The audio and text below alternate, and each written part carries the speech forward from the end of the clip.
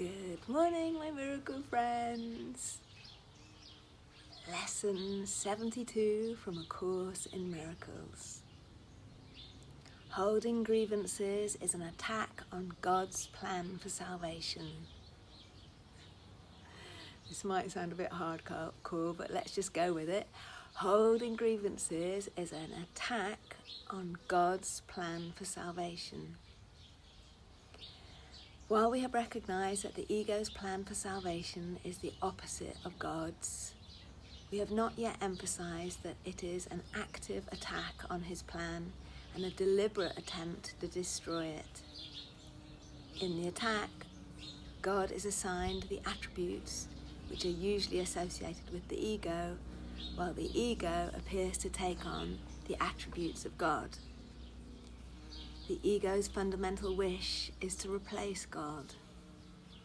In fact, the ego is the physical embodiment of that wish, for it is that wish that seems to surround the mind with a body, keeping it separate and alone and unable to reach other minds except through the body that was made to imprison it.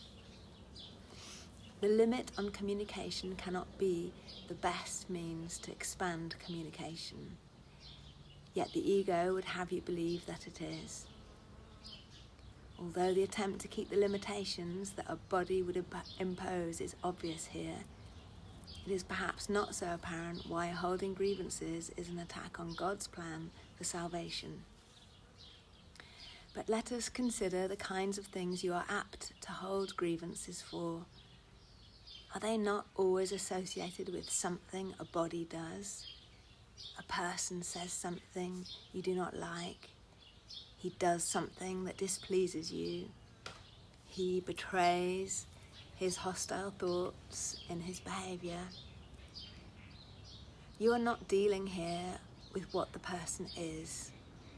On the contrary, you're exclusively concerned with what he does in a body. You are doing more than failing to help in freeing him from the body's limitations. You are actively trying to hold him to it by confusing it with him and judging them as one. Herein is God attacked. For if his holy Son is only a body, so must he be as well. A creator wholly unlike his creation is inconceivable. If God is a body, what must his plan for salvation be? What could it be but death? In trying to present himself as the author of life and not of death, he's a liar and a deceiver, full of false promises and offering illusions in place of truth. The body's apparent reality makes this view of God quite convincing. In fact, if the body were real, it would be difficult indeed to escape this conclusion. And even grievance that you hold insists that the body is real, and every grievance that you hold insists that the body is real. It overlooks entirely what your brother is. It reinforces your belief that he is a body and condemns him for it. And it asserts that his salvation must be death, projecting this attack onto God and holding him responsible for it. To this carefully prepared arena, where angry animals seek to prey and mercy cannot enter, the ego comes to save you. God made you a body. Very well. Let us accept this and be glad. As a body, do not let yourself be deprived of what the body offers. Take the little you can get. God gave you nothing. The body is your only saviour.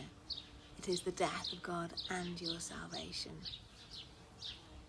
This is the universal belief of the world you see. Some hate the body and try to hurt and humiliate it. Others love the body and try to glorify and exalt it. But while the body stands at the centre of your concept of yourself, you are attacking God's plan for salvation and holding your grievances against him and his creation, that you may not hear the voice of truth and welcome it as friend. Your chosen Saviour takes his place instead. It is your friend. He is your enemy. We will try today to stop these senseless attacks on salvation. We will try to welcome it instead. Your upside-down perception has been ruinous to your peace of mind. You have seen yourself in a body and the truth outside you locked away from your awareness by the body's limitations. Now we're going to try to see this differently. The light of truth is in us, where it was placed by God. It is the body that is outside us and is not our concern. To be without a body is to be in our natural state. To recognize the light of truth in us is to recognize ourselves as we are. To see ourselves as separate from the body is to end the attack on God's plan for salvation and to accept it instead. And wherever his plan is accepted, it is accomplished already. Our goal in the longer practice periods today is to become aware that God's plan for salvation has already been accomplished in us. To achieve this goal, we must replace attack with acceptance. As long as we attack it, we cannot understand what God's plan for us is. We are therefore attacking what we do not recognize. Now we are going to try to lay judgment aside and ask what God's plan for us is. What is salvation, Father? I do not know. Tell me that I may understand. Then we will wait in quiet for his answer. We have attacked God's plan for salvation without waiting to hear what it is. We have shouted our grievances so loud that we are not listening to his voice. We have used our grievances to close our eyes and stop our ears. Now we would see and hear and learn. What is salvation, Father? Ask and you will be answered. Seek and you will find. We are no longer asking the ego what salvation is and where to find it. We're asking it of truth. Be certain then that the answer will be true because of whom you ask. Whenever you feel your confidence wane and your hope of success flicker and go out, repeat your question and your request, remembering that you are asking of the infinite creator of infinity, who created you like himself. What is salvation, Father? I do not know. Tell me that I may understand. He will answer. Be determined to hear. 1 or perhaps 2 short practice periods an hour will be enough for today. Since they will be somewhat longer than usual, these exercises should begin with this. Holding a grievance is an attack on God's plan for salvation. Let me accept God's higher, universal mind instead. What is salvation, Father? Higher, universal mind. Then wait a minute or so in silence, preferably with your eyes closed, and listen for its answer. Shall we? Little 5 minutes.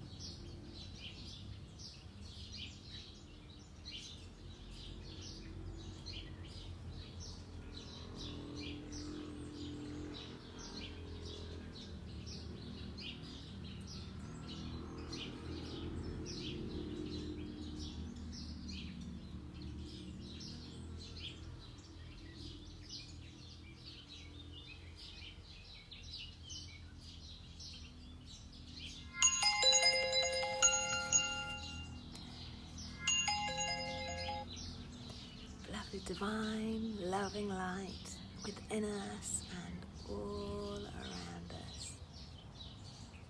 The perfect day already exists. Thank you for guiding me and everyone concerned to this. Love before us and love behind us. Love to the left of us and love to the right of us. Love above us and love below us. Love expressed through us and emanate from us.